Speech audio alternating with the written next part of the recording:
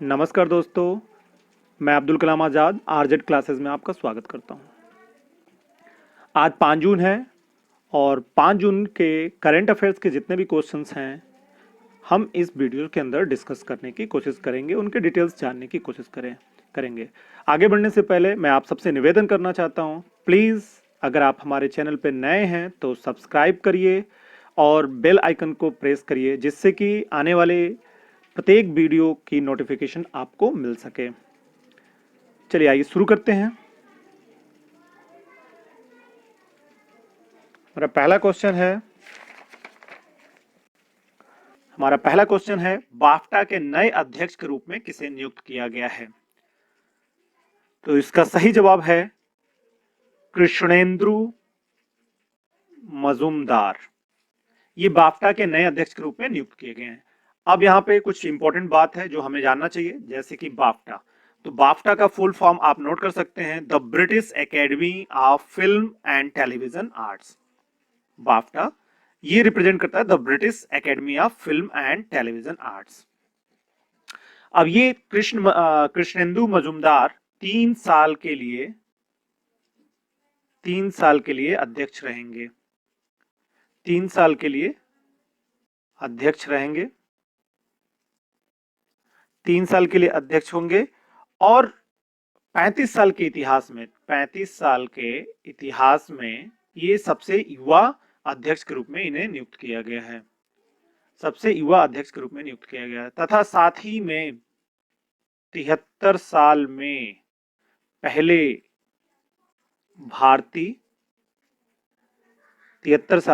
भारतीय अध्यक्ष के रूप में ये बाफ्टा में इनको अध्यक्ष के रूप में नियुक्त किया गया है। चलिए आगे बढ़ते हैं अपने दूसरे सवाल की तरफ। भारत सरकार ने वंदे भारत मिशन के तहत आने वाले लोगों के लिए कौन सी योजना शुरू किया है? तो आपके पास 4 ऑप्शन है और इसका सही जवाब है स्वदेश पहल। इसका सही जवाब है स्वदेश पहल। अच्छा, अब यहाँ पे सबसे इंपॉर्टेंट बात है, स्वदेश ये किस चीज के लिए नोटिफाई कर रहा है? तो इसका फुल फॉर्म है skilled works arrival database for employment support initiative. तो जो वंदे भारत मिशन के तहत विदेशों से भारत में लाए जा रहे हैं लोग, अगर उनमें स्किल के आधार पे उनके डेटाबेस को तैयार किया जाएगा और उसके तहत भारतीय कंपनियों में और मल्टीनेशनल कंपनियों में नौकरी देने की कोशिश की जाएगी। अब सबसे महत्वपूर्ण बात है कि इस इनिशिएशन का संयुक्त पहल है और ये कौशल विकास और उद्यमिता मंत्रालय, नागरिक उड्डयन मंत्रालय और विदेश मंत्रालय, ये तीनों मिल करके इस पहल को इनिशिएट कर रहे हैं, स्वदेश पहल। चलिए आगे बढ़ते हैं। सवाल नंबर 3, किस मंत्रालय द्वारा 1 year of Modi 2.0 towards a self reliant India नामक एक ई बुक जारी किया गया है? इसका सही जवाब है सूचना और प्रसारण मंत्रालय। अब इसमें जो मुख्य बातें हैं, ये जो 1 ईयर कंप्लीट हुआ है प्रधानमंत्री मोदी का कार्यकाल, उससे रिलेटेड इसमें मुख्य बातों को दिया गया है। अब इसमें मुख्य बातें अगर हम चर्चा करें तो धारा 370, इसमें धारा 370 की बात होती है। राम मंदिर मुद्दे का निपटारे का विवरण है। ट्रिपल तलाक की बात है, ट्रिपल तलाक जो उसका अपराधीकरण किया गया, अगर कोई ट्रिपल तलाक देता है एक बार में तो अपराध की श्रेणी में आएगा। और CA 20 लाख करोड़ पैकेज जो अभी हाल ही में भारत सरकार ने पैकेज की घोषणा की है, इसमें इंटरनेशनल जो प्रोग्राम हुए कार्यक्रम जैसे कि हाउडी मोदी, नमस्ते ट्रम्प, इन सब का मुख्य इसमें आकर्षण है। इसमें उन सब चीजों के बारे में बताने की कोशिश की गई है। तो चलिए चौथे क्वेश्चन पे चलते हैं। हाल ही में बासु चटर्जी का निधन हुआ, वो किस क्षेत्र से जुड़े हुए थे?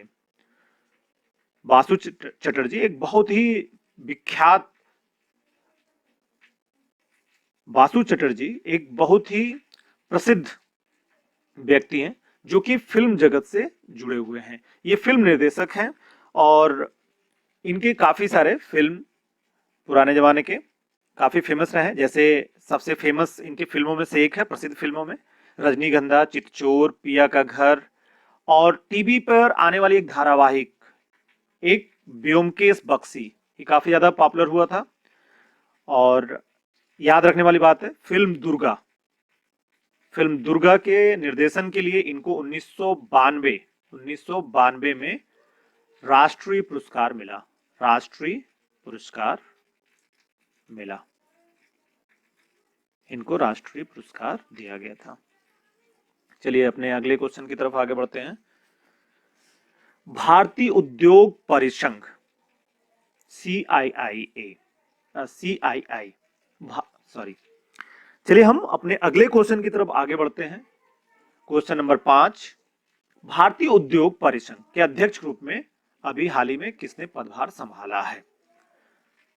तो आप देख रहे हैं ये 4 ऑप्शन है, सारे उद्योगपति हैं लोग। इसका सही जवाब है उदय कोटक।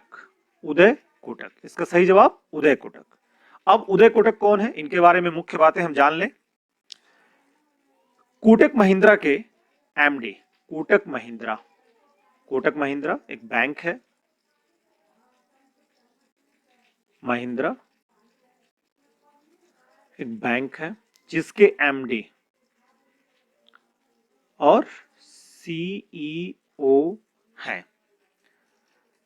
और दूसरा मुख्य बात अगर हम जानने की कोशिश करें, CIIA, तो इसका फुल फॉर्म होता है कॉन्फेडरेशन ऑफ इंडियन इंडस्ट्री। चलिए हम सवाल नंबर 6 की तरफ आगे बढ़ते हैं। पीएम स्वनिधि योजना का शुभारंभ किस मंत्रालय द्वारा किया गया? पीएम स्वनिधि योजना का शुभारंभ किस मंत्रालय द्वारा किया गया? तो इसका सही जवाब है आवास और शहरी मामलों के मंत्रालय, आवास और शहरी मामलों के मंत्रालय। पीएम स्वनिधि योजना क्या है? ये जो फेरी लगाते हैं, रेहड़ी लगाते हैं तथा ठेला वालों, इन सब लोगों के लिए ऋण की व्यवस्था कर रही है सरकार, जो एक मुश्त 10,000 रुपए तक का ऋण प्राप्त कर सकते हैं और उसको किस्तों में 1 साल के अंदर इनको भुगतान करना होगा। सरकार का अनुमान है कि लगभग वो 50 लाख रेहड़ी और फुटपाथ पर काम करने वाले लोगों का इससे लाभ होगा, लोगों तक लाभ पहुंचेगा। चलिए अगला क्वेश्चन, सवाल नंबर 7। हाल ही में कोलकाता बंदरगाह का नाम बदल दिया गया है, बदलने की मंजूरी मिल गई है और वो किसके नाम पर रखा गया है? तो इसका सही जवाब है बी, श्यामा प्रसाद मुखर्जी बंदरगाह। अब कोलकाता बंदरगाह का नाम श्यामा प्रसाद मुखर्जी बंदरगाह हो जाएगा। अब ये काफी प्रसिद्ध व्यक्ति हैं श्यामा प्रसाद मुखर्जी, इनके बारे में कुछ थोड़ा सा जानते हैं। ये राजनेता थे, पॉलिटिशियन थे और शिक्षाविद भी थे और बैरिस्टर भी थे। अब उन महत्वपूर्ण बात है इनके बारे में कि 1951 में आरएसएस की मदद से इन्होंने जनसंघ पार्टी की स्थापना किया। आरएसएस की मदद से 1951 में जनसंघ पार्टी की स्थापना किया। वही जनसंघ बाद में जाकर के भारतीय जनता पार्टी में तब्दील हो गया। इनका सबसे मुख्य उल्लेख पाया जाता है 370 अनुच्छेद 370 का इन्होंने हमेशा पुरजोर विरोध किया है और अंततम ये भूख हड़ताल करने के लिए कश्मीर में जाते हैं 1953 के आसपास 53 में, और वहीं पे इनका रहस्यमयी तरीके से मृत्यु हो जाता है। तो ऐसे इनका जीवन समाप्त होता है। आइए सवाल क्वेश्चन नंबर हम 8 की तरफ आगे बढ़ते हैं। International day of innocent child victim of aggression कब मनाया जाता है? तो ये हर साल 4 जून को मनाया जाता है। हर साल 4 जून को मनाया जाता है international day of innocent child victim of aggression. ये मुख्यतः बच्चों के लिए जो शारीरिक, मानसिक और भावनात्मक विभिन्न प्रकार से प्रताड़ित या शोषण के शिकार हुए होते हैं, उनको खुश रखने के लिए या उनके जीवन में बदलाव के लिए, बेहतर करने के लिए इस डे को यूनाइटेड नेशन के द्वारा घोषित किया गया, जो मनाया जाता है हर वर्ष, प्रतिवर्ष 4 जून को मनाया जाता है।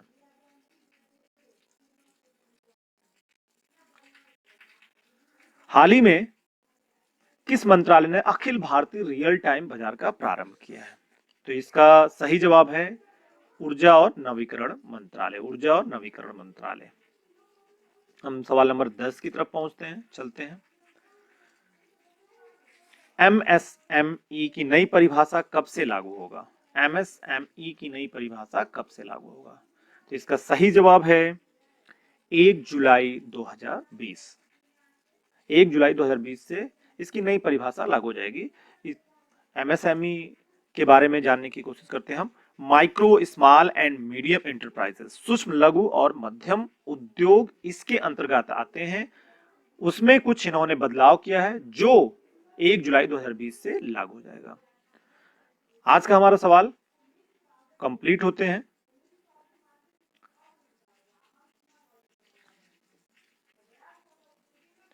कल के सवाल का जवाब। कल हमने आपसे सवाल पूछा था तेलंगाना का स्थापना दिवस कब मनाया जाता है? तो इसका सही जवाब है 2 जून। 2 जून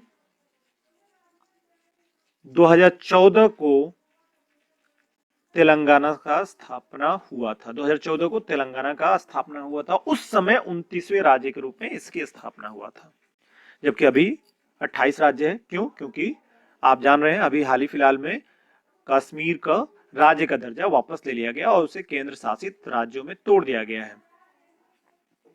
तो अभी फिलहाल 28 राज्य हैं और जब 2 जून सन 2014 को तेलंगाना नया राज्य बना था, तब उस समय 29 राज्य हुआ करते थे। तो 2 जून को तेलंगाना का स्थापना हुआ था, इसलिए हर वर्ष 2 जून को तेलंगाना का स्थापना दिवस मनाया जाता है। अब आज का सवाल, जिसका जवाब आप मुझे कमेंट बॉक्स में दीजिए। विश्व साइकिल दिवस कब मनाया जाता है? आपके पास 4 ऑप्शन है, आप कमेंट बॉक्स में दीजिए। और धन्यवाद दोस्तों, आज के सारे सवाल समाप्त होते हैं।